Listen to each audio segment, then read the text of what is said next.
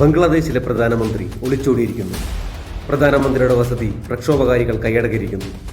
Mobile internet സംവിധാനങ്ങൾ രാജ്യത്ത് suspend ചെയ്യപ്പെട്ടിരിക്കുന്നു. തെരുവുകളിൽ പട്ടാള നിയമം നടപ്പിലാക്കിയിരിക്കുന്നു. എന്താണ് ബംഗ്ലാദേശിൽ സംഭവിക്കുന്നത്? എന്താണ് ഷെയ്ഖ് ഹസീനയ്ക്ക് സംഭവിച്ചത്? 20 വർഷം അധികാരത്തിൽ, അതിൽ തുടർച്ചയായി 15 വർഷം പ്രധാനമന്ത്രി പദത്തിൽ. സ്വന്തം രാജ്യത്തിൻ്റെ രാഷ്ട്രപിതാവിൻ്റെ മകൾ, ലോകത്ത് ഏറ്റവും കൂടുതൽ കാലം പ്രധാനമന്ത്രി പദത്തിലിരുന്ന വനിത. എങ്ങനെയാണ് ആരും കൊതിക്കുന്ന ഈ വിശേഷണങ്ങൾക്ക് അർഹയായ ബംഗ്ലാദേശ് പ്രധാനമന്ത്രി, അല്ല മുൻ പ്രധാനമന്ത്രി, സ്വന്തം ജനങ്ങളുടെ കണ്ണിലെ കരടായത്? എങ്ങനെയാണ് അവർക്ക് സ്വന്തം ജനങ്ങളെയും രാജ്യത്തെയും ഉപേക്ഷിച്ച് ഒളിച്ചോടേണ്ടി വന്നത്? ഈ കാരണത്തിന് വേരുകൾ ആഴ്ന്നിറങ്ങിയിരിക്കുന്നത് ബംഗ്ലാദേശ് എന്ന കൊച്ചു രാജ്യത്തിൻ്റെ പിറവിയിലേക്ക് തന്നെയാണ്. വിഭജനത്തിന് മുൻപ് ബംഗ്ലാദേശ് പാകിസ്ഥാന്റെ ഭാഗമായിരുന്നു. ഇന്നത്തെ പാകിസ്ഥാൻ വെസ്റ്റ് പാകിസ്ഥാൻ എന്ന പേരിലും ബംഗ്ലാദേശ് ഈസ്റ്റ് പാകിസ്ഥാൻ എന്ന പേരിലും അറിയപ്പെട്ടിരുന്നു. ഈസ്റ്റ് പാകിസ്ഥാൻ വെസ്റ്റ് പാകിസ്ഥാനിൽ നിന്നും എല്ലാ തരത്തിലുള്ള വിവേചനങ്ങളും നേരിട്ടുകൊണ്ടിരുന്നു. ബംഗ്ലാദേശിലെ ഭൂരിഭാഗം പേരും ബംഗാളി ഭാഷ സംസാരിച്ചിരുന്നു. വെറും 10% പേർ മാത്രമാണ് ഉറുദു സംസാരിച്ചിരുന്നത്. എന്നിട്ടും വെസ്റ്റ് പാകിസ്ഥാൻ ഈസ്റ്റ് പാകിസ്ഥാന്റെ ഔദ്യോഗിക ഭാഷയായി ഉറുദു അടിച്ചേൽപ്പിച്ചു. 1970 നവംബറിൽ ഭോല സൈക്ലോൺ ഈസ്റ്റ് പാകിസ്ഥാനിൽ ആഞ്ഞടിച്ചു. ഏകദേശം 3 ലക്ഷത്തോളം പേർ മരണപ്പെട്ടു. ഈ ദുർഘട സാഹചര്യത്തിലും വെസ്റ്റ് പാകിസ്ഥാനിൽ നിന്നും ഈസ്റ്റ് പാകിസ്ഥാന് സഹകരണങ്ങളൊന്നും ലഭിച്ചില്ല. 225.3 kilometers per hour or 140 miles per hour and surge tides of over 6 meters. What made this disaster more tragic? 1970 east പാകിസ്ഥാനിലെ 162 സീറ്റുകളിലേക്കും വെസ്റ്റ് പാകിസ്ഥാനിലെ 138 സീറ്റുകളിലേക്കും തിരഞ്ഞെടുപ്പ് നടന്നു. ഷെയ്ഖ് മുജീബുർ റഹ്മാൻ നയിച്ച അവാമി ലീഗ് 160 സീറ്റ് നേടി ഈസ്റ്റ് പാകിസ്ഥാനിൽ വൻ വിജയം നേടി. ഈ തിരഞ്ഞെടുപ്പ് ഫലത്തിനനുസരിച്ച് ഈസ്റ്റ് പാകിസ്ഥാനിലും വെസ്റ്റ് പാകിസ്ഥാനിലും ഭരണം നടത്തേണ്ടത് ഷെയ്ഖ് മുജീബുർ റഹ്മാൻ നയിച്ച അവാമി ലീഗ് തന്നെയായിരുന്നു. എന്നാൽ വെസ്റ്റ് പാകിസ്ഥാനിലെ ഭരണകൂടം ഇത് ആഗ്രഹിച്ചിരുന്നില്ല. വെസ്റ്റ് പാകിസ്ഥാനിലെ അന്നത്തെ മിലിറ്ററി കമാൻഡർ ഇൻ ചീഫ് ആയിരുന്ന യാഹ്യ ഖാൻ ഈ തെരഞ്ഞെടുപ്പ് ഫലത്തെ തള്ളിക്കളഞ്ഞ് ഈസ്റ്റ് പാകിസ്ഥാനിൽ മിലിറ്ററി ഭരണം കൊണ്ടുവന്നു. ഇതിനെതിരെ പ്രതികരിക്കാൻ ഷെയ്ഖ് മുജീബുർ റഹ്മാൻ സിവിൽ ഡിസോബീഡിയൻസ് മൂവ്മെന്റിന് ആഹ്വാനം ചെയ്തു.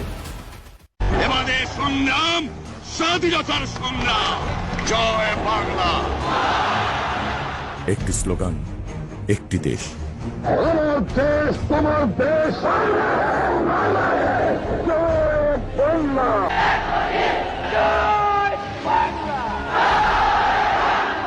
বিজয়ের স্লোগান।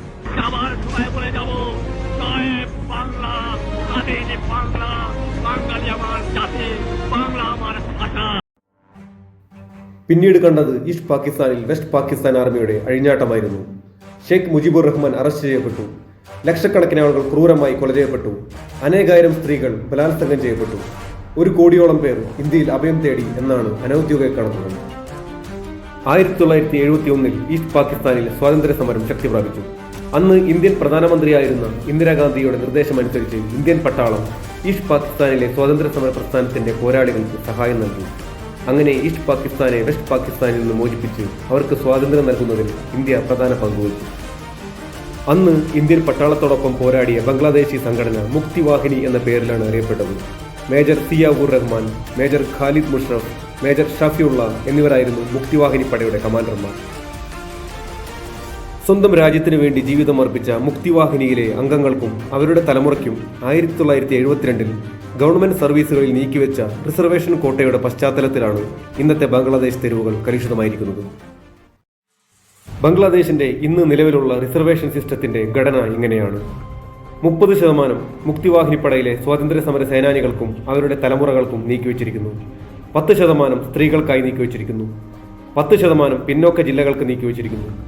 5% പിന്നോക്ക വിഭാഗക്കാർക്കായി നീക്കിവെച്ചിരിക്കുന്നു. 1% അംഗവൈകല്യം സംഭവിച്ചവർക്കായി നീക്കിവെച്ചിരിക്കുന്നു. അങ്ങനെ ആകെയുള്ളതിൽ നിന്നും 56%-ഓളം റിസർവേഷനായി നീക്കിവെച്ചിട്ടുള്ള ഒരു അൺഫെയർ സിസ്റ്റമാണ് ഇന്ന് ബംഗ്ലാദേശിൽ നിലവിലുള്ളത്. ഇതിനെതിരെ വൻ പ്രതിഷേധമാണ് കാലാകാലങ്ങളായി ബംഗ്ലാദേശിൽ ഉയർന്നു വന്നിട്ടുള്ളത്. പിന്നോക്ക വിഭാഗക്കാർക്കും അംഗവൈകല്യമുള്ളവർക്കും ഒഴിച്ച് ബാക്കിയുള്ള എല്ലാ റിസർവേഷനുകളും റദ്ദാക്കണമെന്ന് അവർ ആവശ്യപ്പെടുന്നു. 1972 സ്വാതന്ത്ര്യ സമര സേനാനികൾക്ക് റിസർവേഷൻ കോട്ട സിസ്റ്റം ഏർപ്പെടുത്തുമ്പോൾ അത് സ്വാതന്ത്ര്യ സമര സേനാനികൾക്ക് മാത്രമായി നിജപ്പെടുത്തിയിരുന്നു. എന്നാൽ 1997 ഈ കോട്ട സിസ്റ്റത്തിൽ കൂട്ടിച്ചേർക്കലുകൾ വരുത്തുകയും സ്വാതന്ത്ര്യ സമര സേനാനികളുടെ മക്കൾക്കും ഈ ആനുകൂല്യങ്ങൾ നൽകുകയും ചെയ്തു. എന്നാൽ 2010 കൂടുതൽ പ്രക്ഷോഭങ്ങളെ ക്ഷണിച്ചു വരുത്തിക്കൊണ്ട് സ്വാതന്ത്ര്യ സമര സേനാനികളുടെ മക്കളുടെ മക്കൾക്കും ഈ ആനുകൂല്യങ്ങൾ എക്സ്റ്റെൻഡ് ചെയ്യപ്പെട്ടു. ഇന്ത്യയിൽ എങ്ങനെയാണോ union public service commission system, അതുപോലെ ബംഗ്ലാദേശിൽ സിസ്റ്റമാണ് ബംഗ്ലാദേശ് പബ്ലിക് സർവീസ് കമ്മീഷൻ. ഓരോ വർഷവും ബംഗ്ലാദേശിലെ 4 ലക്ഷത്തോളം ഗ്രാജുവേറ്റ്സ് സിവിൽ സർവീസിലെ 3000 വേക്കൻസികൾക്കായി മത്സരിക്കുന്നു. രാജ്യത്ത് ഇന്ന് തൊഴിലില്ലായ്മ അതിരൂക്ഷമാണ്.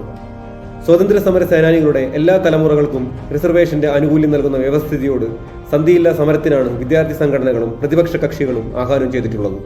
2018 ബംഗ്ലാദേശിലെ വിദ്യാർത്ഥി സംഘടനകൾ റിസർവേഷൻ സിസ്റ്റത്തിന്റെ സമൂല പരിഷ്കരണം ഗവൺമെന്റിനോട് ആവശ്യപ്പെട്ടു.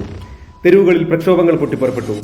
സമ്മർദ്ദത്തിനടിപ്പെട്ട ഗവൺമെന്റ് അന്ന് ഒരു സർക്കുലർ പുറത്തിറക്കി. അതനുസരിച്ച് ഫസ്റ്റ് സെക്കൻഡ് ക്ലാസ് ജോലികൾക്ക് റിസർവേഷൻ കോട്ട സിസ്റ്റം ഇല്ലാതാക്കി. എന്നാൽ 2021 ഏതാനും സ്വതന്ത്ര സമര സേനാനികളുടെ മക്കൾ ഗവൺമെന്റിന്റെ ഈ സർക്കുലറിനെതിരെ ഹൈക്കോർട്ടിൽ ഒരു പെറ്റീഷൻ ഫയൽ ചെയ്തു. അങ്ങനെ 2024 ജൂൺ 5 വിഷയത്തിൽ ഹൈക്കോടതി വിധി പുറപ്പെടുവിച്ചു. അതനുസരിച്ച് പെറ്റീഷനേഴ്സിന്റെ വാദങ്ങളെ വിലക്കെടുത്തുകൊണ്ട് ഗവൺമെന്റ് സർക്കുലർ ഹൈക്കോടതി റദ്ദാക്കി. ഈ ഒറ്റ വിധി കൊണ്ടാണ് ബംഗ്ലാദേശിൽ പുകഞ്ഞുകൊണ്ടിരിക്കുന്ന റിസർവേഷൻ കോട്ട സിസ്റ്റം വീണ്ടും ആളിക്കത്തിയത്. പതുക്കെ പതുക്കെ ഈ വിഷയം മറ്റു മേഖലകളിലേക്കും പടർന്നു പിടിക്കാൻ തുടങ്ങി. റിസർവേഷൻ കോട്ട സിസ്റ്റത്തിൽ അഴിമതിയുടെ ആരോപണങ്ങൾ ഉയർന്നു തുടങ്ങി. പ്രതിഷേധക്കാർ ഉയർത്തിയ പ്രധാന ചോദ്യം ഇതായിരുന്നു: റിസർവേഷൻ കോട്ടയ്ക്ക് അർഹതപ്പെട്ട സ്വതന്ത്ര സമര സേനാനികളെ ആരാണ് തീരുമാനിക്കുന്നത്? കഴിഞ്ഞ 15 വർഷമായി ബംഗ്ലാദേശ് ഭരിക്കുന്ന അവാമി ലീഗ് ഗവൺമെന്റ് സ്വന്തം ഇഷ്ടപ്രകാരം ഈ കോട്ടയിലേക്ക് ആളുകളെ തിരികെ കയറ്റുന്നു. ഫ്രീഡം ഫൈറ്റേഴ്സ് ലിസ്റ്റിന്റെ വിശ്വാസ്യതയെ ചോദ്യം ചെയ്ത് ഏകദേശം 6000-ഓളം ഒബ്ജക്ഷൻസ് ആണ് പിന്നീട് ഉയർന്നു വന്നത്. 2024 ജൂലൈ 10 വിഷയം സുപ്രീം കോർട്ടിന് മുന്നിലെത്തുന്നു. സുപ്രീം കോർട്ട് ഹൈക്കോടതി വിധി സ്റ്റേ ചെയ്യുന്നു. പക്ഷേ പ്രക്ഷോഭം തുടരുക തന്നെയാണ് ചെയ്തത്. വിദ്യാർത്ഥികളെയും അധ്യാപകരെയും കൂടാതെ ബംഗ്ലാദേശ് നാഷണലിസ്റ്റ് പാർട്ടി അടക്കമുള്ള പ്രതിപക്ഷ പാർട്ടികളും പ്രക്ഷോഭത്തിൽ അണിചേരുന്നു.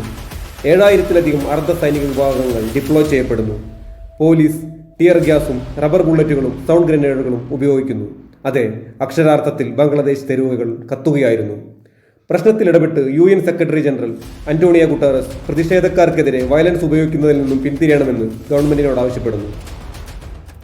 പ്രതിഷേധങ്ങൾക്ക് മൂർച്ച കൂടുന്നത് മനസ്സിലാക്കിയ ഗവൺമെന്റ് പ്രതിഷേധക്കാർക്ക് നേർക്ക് നടന്ന അക്രമത്തെക്കുറിച്ച് പഠിക്കാൻ ഒരു ജുഡീഷ്യൽ കമ്മിറ്റിക്ക് രൂപം കൊടുക്കുന്നു. എന്നാൽ സമരത്തിൽ മുൻപന്തിയിലുണ്ടായിരുന്ന പ്രധാന സംഘടനയായ സ്റ്റുഡൻസ് എഗെയിൻസ്റ്റ് ഡിസ്ക്രിമിനേഷൻ തങ്ങൾക്കെതിരെ നടന്ന ഹീനമായ ആക്രമണങ്ങളെക്കുറിച്ച് ഒരു വാക്കുപോലും സംസാരിക്കാത്ത പ്രധാനമന്ത്രിയുടെ ആത്മാർത്ഥതയും സത്യസന്ധതയും ചോദ്യം ചെയ്യപ്പെടേണ്ടതാണെന്ന് പ്രഖ്യാപിച്ചു. എന്നാൽ പ്രശ്നങ്ങൾ ചൂടുപിടിച്ച ഈ ഘട്ടത്തിലും ഷെയ്ഖ് ഹസീനയിൽ നിന്നും നിരുത്തരവാദിത്തപരമായ പ്രസ്താവനകളാണ് വന്നുകൊണ്ടിരുന്നത്. പ്രതിഷേധക്കാരെക്കുറിച്ച് അവർ പറഞ്ഞ വാക്കുകൾ കടമെടുത്താൽ അത് ഇങ്ങനെയാണ്: if the grand children of the freedom fighters do not get the reservation benefit, will the grand children of Razakars be given benefit? അതായത്, സ്വാതന്ത്ര്യ സമര സേനാനികളുടെ തലമുറകൾക്ക് റിസർവേഷൻ കൊടുത്തില്ലെങ്കിൽ ആർക്കാണ് കൊടുക്കേണ്ടത്? റസാക്കാഴ്സിന്റെ തലമുറകൾക്കോ? റസാക്കാഴ്സ് എന്നത് ഒരു പേർഷ്യൻ വാക്കാണ്. ബംഗ്ലാദേശ് വിമോചന കാലത്ത് പാകിസ്ഥാൻ ആർമിയെ സഹായിച്ച പാരാമിലിറ്ററി ഗ്രൂപ്പിനെ വിളിക്കുന്ന പേരാണ് റസാക്കാഴ്സ്. അതായത്, ബംഗ്ലാദേശിൽ റസാക്കാഴ്സ് എന്നാൽ ദേശദ്രോഹി എന്ന് തന്നെയാണ് അർത്ഥം. അതെ, തൊഴിലിനു വേണ്ടി തെരുവിൽ പൊരുതിയ രാജ്യത്തെ യുവതയെ ആ രാജ്യത്തെ പ്രധാനമന്ത്രി ഉപമിക്കാൻ ശ്രമിച്ച വാക്കാണ് ദേശദ്രോഹി. ഇതോടുകൂടി പ്രക്ഷോഭങ്ങൾ ആക്സലറേറ്റ് ചെയ്യപ്പെടുന്ന കാഴ്ചയാണ് അവിടെ കണ്ടത്. ഈ പ്രക്ഷോഭങ്ങൾക്കെല്ലാം ഇന്ധനം പകർന്നുകൊണ്ട് ബംഗ്ലാദേശിന്റെ സാമ്പത്തികാവസ്ഥ നാൾക്കുനാൾ തകർന്നു വന്നു. രാജ്യത്തിന്റെ ഫോറിൻ എക്സ്ചേഞ്ച് റിസർവ് വളരെ താഴെയാണ്. ചൈനയിൽ നിന്ന് $5 ബില്യൺ സഹായം സ്വീകരിക്കുന്നതിന് ചർച്ചകൾ നടന്നു വരികയായിരുന്നു. രാജ്യത്തെ പണപ്പെരുപ്പം 9% വളരെ ഉയർന്നു നിൽക്കുന്നു. അങ്ങനെ തന്റെ നിരുത്തരവാദിത്തപരമായ പ്രസ്താവനകൾ കൊണ്ടും അനുയോജ്യമല്ലാത്ത സാമ്പത്തിക നയങ്ങൾ കൊണ്ടും ഒരു രാജ്യത്തെ അരക്ഷിതാവസ്ഥയിലേക്ക് തള്ളിവിട്ട അവർക്ക് ഒളിച്ചോടുകയല്ലാതെ മറ്റു വഴികളൊന്നും മുന്നിൽ തെളിഞ്ഞിരിക്കില്ല. ബംഗ്ലാദേശ് ഒരു പാഠമാണ്. ഭാവിയിലേക്ക് ഒരു മാസ്റ്റർ പ്ലാൻ ഇല്ലാതെ, രാജ്യത്തെ യുവതയെ വിശ്വാസത്തിലെടുക്കാതെ താൻ പോരിമ കാട്ടി മുന്നോട്ടു പോകാൻ ശ്രമിക്കുന്ന എല്ലാ ഗവൺമെന്റുകൾക്കുമുള്ളൊരു പാഠം. നമ്മുടെ അയൽരാജ്യത്ത് ആശങ്കകൾ ഒഴിയട്ടെ എന്നും പ്രത്യാശയോടെ നല്ലൊരു പുലരി വിരിയട്ടെ എന്നും നമുക്ക് പ്രത്യാശിക്കാം.